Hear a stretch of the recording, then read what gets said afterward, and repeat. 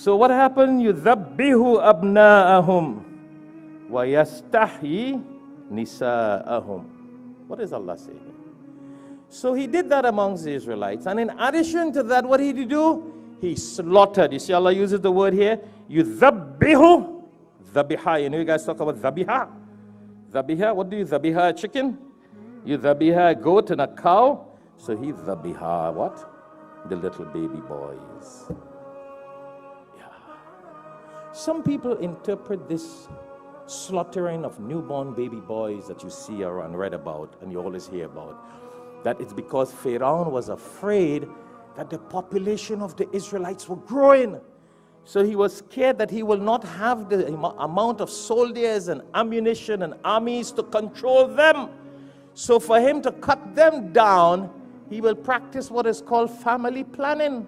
But this was not family planning, this was murdering. He was murdering. But that interpretation is not totally correct.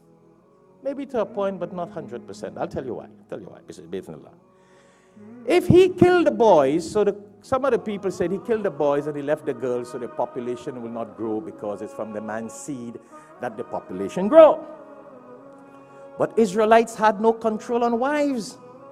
You remember that? An Israelite could have had 100 wives. An Israelite could have how many women he wanted. So he could have had 40 wives and made 40 children. And how many 40,000 children you would have got? So that didn't stop the population. It didn't stop and it wouldn't stop. And plus the Egyptians used to sleep with them too. Some people say, yeah, because they were poor, they were slaves, they were servants, they abused them and used them like soldiers. So that didn't stop population, that brought about more population and poverty. See what I'm saying? What was the reason why Pharaoh wanted to kill the boys? So as we conclude, he had a dream, and I really thought I would stop today at 2:35, but bear with me at 3-4 minutes, inshallah. He had a dream, and a lot of people had a dream, eh? Martin Luther King had a dream too, huh? Everybody have a dream. Some of you probably sitting here and you having a wonderful dream too. So job, sleep, dream. He had a dream, and when he got his people of the kingdom to interpret the dream, and he saw in the dream, some people say that he saw the homes of the Egyptians being burned down. Some people say he saw some disaster and calamities. So he invited all his henchmen and big men, interpreters to come, and they interpreted that a young boy from amongst the Israelites will be born who will spread the message of his God. Will spread the message of his God and the message of the God of the Israelites.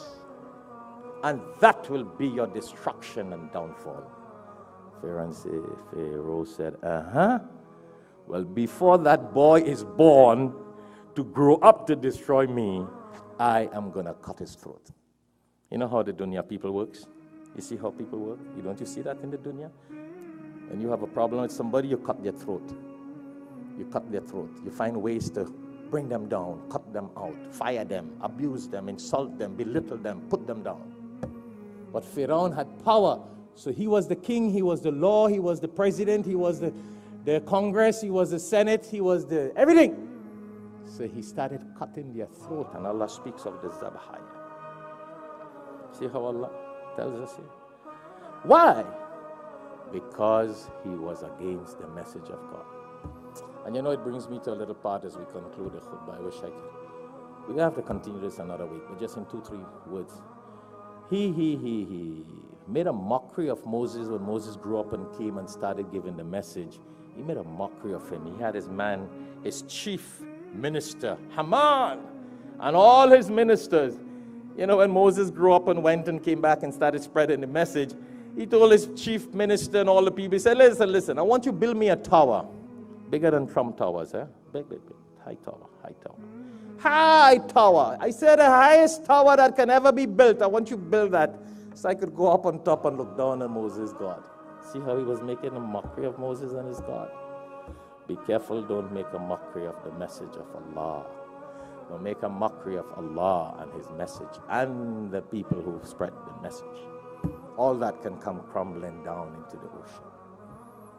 See?